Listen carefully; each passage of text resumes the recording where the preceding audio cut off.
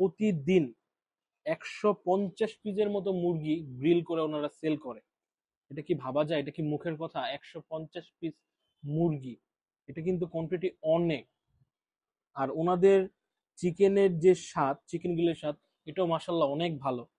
বিসমিল্লাহ। হুম।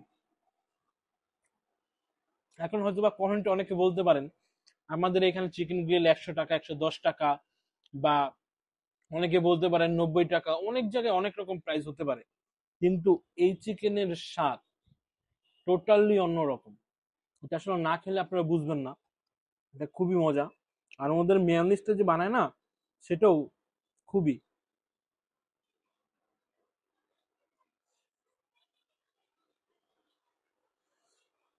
হুম।